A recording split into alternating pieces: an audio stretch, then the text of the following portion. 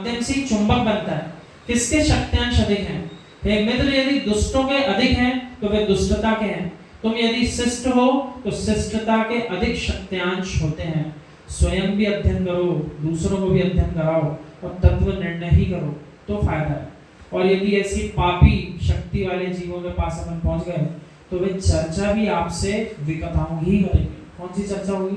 विकथा की। और यदि जनवाणी की कथाएं आपको चर्चा का विषय बनाना हो तो धर्मात्माओं के बीच नहीं हो पाएगी, बाकी लोगों के सामने नहीं हो पाएगी। ऐसे ऐसे जीव धरती पे दिखते हैं, वे भले ही अपन जैसे जीवों के सानिध्य में भी आ जाएं, तब भी वे इतना अधिक पाप कमा कर लाएं कि अपने सुनने सुनाने के बाद भी वे सच्चे धर्म को स्वीकार नहीं कर पाए। वे जिन पाप कार्यों को प्रतिदिन करते हैं उसी में इतने रचपस गए हैं कि उनको सत्य धर्म पता ही नहीं है क्या, बताने के बाद भी उनको स्वीकार नहीं होता। ऐसे जीवों से बचना पड़ेगा।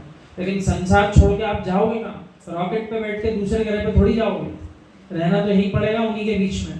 सो रहना तो पड़ेगा, लेकिन उनके बीच में रहते हुए निर्लिप्त रहना पड़ेगा। उनके बीच में लिप्त हो गए सो आप भी उन्हीं के समान काली कोठरी के जीव बन जाओगे। मिर्च को गोघृत में तलने से उसके शक्तियांश नष्ट हो जाते हैं। सो मिर्च की यदि शक्ति खत्म करना हो तो गौघृत यानी गाय के घी में उसे तलेंगे तो शक्ति नष्ट होगी। राजस्थान के श्रावकों को आपने रोटी खाते देखा है क्या? नहीं देखा, कोई बात नहीं। वे लाल मिर्च को पीस करके पूरी रोटी को लिप्स कर लेते हैं और पूरी रोटी लाल दिख रही थी, लिप्त करके खाते हैं। अन्य कोई देखते ही रो पड़ेगा कि पेट में जलन पड़ेगी। रोटी को घी के साथ सेक लिया था सो मिर्च का असर अब कुछ भी नहीं आ रहा था। इनकी कला है और देखने वाला कहेगा अपन तो नहीं खा पाएंगे ऐसी लाल रोटी। यदि राजस्थान के श्रावक बाटी खाते हैं तो घी भी पीते हैं और आप 2 बूंद घी से 4 रोटी चिपड़ते हो। एक मेरे माँ क्या करती है, एक रोटी में घी लगाया उससे 4 रोटी चिपड़ती है। आप तो ऐसे ही करना, क्योंकि बुंदेलखंड की इतनी शक्ति है। वो राजस्थान के लोग हैं, शक्तियांश पकड़ो।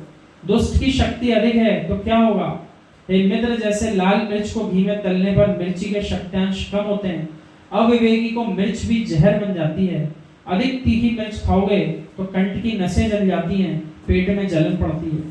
कुछ लोगों की आदत होती है सीसी करते रहेंगे, नाक में से पानी भी बहता रहेगा, आंख में से भी पानी बह रहा है पर खाना नहीं छोड़ते। यानी ये कई जीव ऐसे होंगे जिन्हें हंसी आ रही होगी तो वे अपने अपने आप को याद कर रहे हैं। यानी मिर्च का जहर आदमी को चढ़ गया तो फिर आयुर्वेद शास्त्र में लिखा है उसको घी पी लेना चाहिए। किसका जहर चढ़ा? मिर्च ज्यादा खा ली, जहर चढ़ गया, जलन बहुत अधिक हो रही है, अब घी पीना पड़ेगा। घी पिलाने से मिर्च का जहर कम होता है। घी खाने से ज्यादा अजीर्ण हो जाए तो गर्म पानी पीना चाहिए। अब अधिक घी खा लिया उसका उपाय क्या होता है? आपके लिए बता रहे हैं, गर्म पानी का सेवन करो तो उस अधिक घी का जो सेवन हुआ था उसका असर खत्म होगा। ये सब कल्याण कारकम नाम का ग्रंथ जो अपना है वो सारी विधियां अपने पास लिखी हैं। वैसे बहुत सुंदर सुंदर विधि, जीव कैसे कैसे अपने रोगों से बच सकता है आयुर्वेदिक तरीके से। किसी जीव को कड़वी सब्जी खाने में आ जाए तो वमन कर दो, अन्यथा मृत्यु हो जाएगी। उसको पेड़ा खिला दो, घी पिला दो, उसका जहर शांत हो जाएगा। कुचला, सखिया, ये सब जहर है। वैद्य जो होता है वह जहर का शोधन करके उसको अमृत बनाता है। सखिया, कुचला जैसे जहर को वैद्य कांसे की थाली में गाय के घृत में शोधन करता है और जहर नष्ट कर देता है। यानी जहर के समाप्त करने की कला, भोजन पानी आदि तो सब आगम में बताई गई। आप लोग जो पानी पी रहे हो, मुझे पानी पीने से मतलब है किसी में भी रख दो, चाहे प्लास्टिक में रखो चाहे स्टील में रखो। जिस दिन तुमको ज्ञान हो जाएगा उस दिन आप प्लास्टिक फेंक दोगे। यानी पानी जिस पात्र में रखा जाता है उस पात्र के नियोग से पानी का स्वाद बदलता है। तांबे के पात्र में पानी रखना, अन्यथा या अन्य उत्तम पात्र में रखना, आपका पानी औषधि बन जाएगा। कौन सा पात्र सबसे अच्छा है? तांबे का जो पात्र है वो सबसे अच्छा होता है। मुनिराज का कमंडलू होता है, उसमें रखा पानी भी औषधि बन जाता है।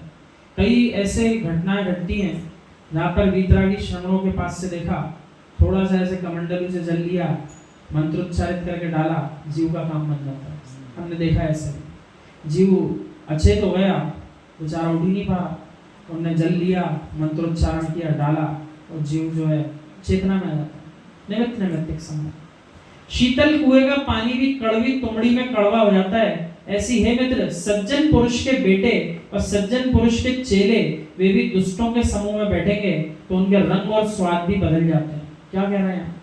सज्जन पुरुष का बेटा हो और सज्जन पुरुष के चेले भी हों, वे भी दुष्टों के समूह में बैठेंगे तो रंग और स्वाद बदल जाते हैं। क्यों? वे अकेले पड़ गए और पापी शक्त्यांश वाले जीव बहुत सारे हैं।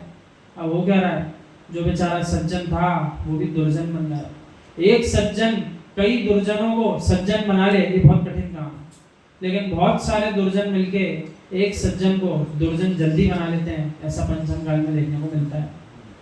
एक आचार्य लोहाचार्य स्वामी जी हुए हैं, लोहाचार्य स्वामी जी, उनकी विशेषता भी आहारचर्या को जाने के पहले ऐसे प्रवचन शैली थी कि कई सैकड़ों हजारों जीव जैन कुल अपना लेते थे उनकी वाणी सुन के, उसके बाद भी आहारचर्या हो जाती है। ऐसे जीव भी हुए, उनका नियम था। हाँ, वे यही करते थे। पहले आहारचर्या को बाद में जाएंगे, पहले उनके संबोधन से जितने जीव अधिक से अधिक जैन कुल का पालन कर लें, जैन धर्म में आ जाएं, सच्चे धर्म को पालने लग जाएं, तो वे आनंदित होते थे। उसके बाद आहारचर्या करते थे। यानी उनके शक्त्यांश को आप निहारो, कितने पुण्यशाली होंगे जिनके प्रभाव से ना जाने कितने लाखों जीव तर गए। ऐसे ऐसे जीव जो चिन्मय सागर महाराज जी हैं, उन्हें कई ऐसे स्थानों पर जाकर चतुर्मास किए जहाँ जनाले नहीं, वहाँ जैन धर्म के लोग भी नहीं रहते, लेकिन वे पहुंच गए वहाँ के जंगलों में, बिगड़ जंगलों में, तो वहाँ जाकर के उन्होंने चतुर्मास किया तो अजैन जीव भी जैन बनते देखे गए। सारे लोग जानते थे ये बहुत बड़े बाबा हैं, यहाँ जंगल में तपस्या कर रहे हैं, अभी यहाँ रुके हुए हैं। और वे मालाएं भी उनके द्वारा जब अंत समय में वितरित होती थी तो जंगलों में वहाँ पर वृक्षों पे लगाई जाती थी, साधना का प्रभाव रहेगा। सो वे मालाएं लेने के लिए जैन नहीं, अजैनों की हजारों की संख्या में लाइनें लगते हुए हमने देखी थी। और इतनी श्रद्धा थी, वे गुरु यदि उनसे कह देते थे कि आपको अब एक काम करना है, आप मांस का त्याग करो, आप मदिरा पान का त्याग करो, तो सैकड़ों जीव एक साथ कहते थे हाँ गुरुजी, आपका आशीर्वाद मिल गया, आज से हम मदिरा पान का त्याग करते हैं। ऐसे ऐसे मुनिराज पंचम काल में भी हो रहे हैं। भगवत श्री कुंद देव ने 84 पाहुड़ ग्रंथ लिखे हैं। महान ग्रंथ समय सार जी लिखा। आचार्य श्री को प्रवचन सार जी में चंडानियोग चूलिका में ये लिखना पड़ गया, हे साधु समान गुण वालों के पास रहो। कहाँ लिखना पड़ गया? प्रवचन सार जी में लिखा है। मूलाचार्य जी में कहा है अकेले न रहो, एकांत में न रहो, आप संग में रहो। एकांत में रहने से दोष लगेंगे और संग में रहने से दोष टलेंगे। काली मिट्टी के खेत में बना हुआ तालाब, उसमें भरा पानी, शरद ऋतु में उस पानी को देखो। शरद ऋतु में सरोवर का पानी सर्वोत्तम कहलाता है।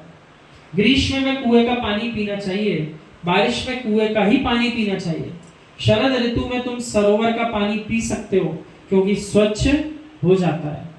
काली मिट्टी के खेत का जो पानी है अत्यंत स्वच्छ हो जाता है। कुएं का पानी सभी ऋतु में पी सकते हो।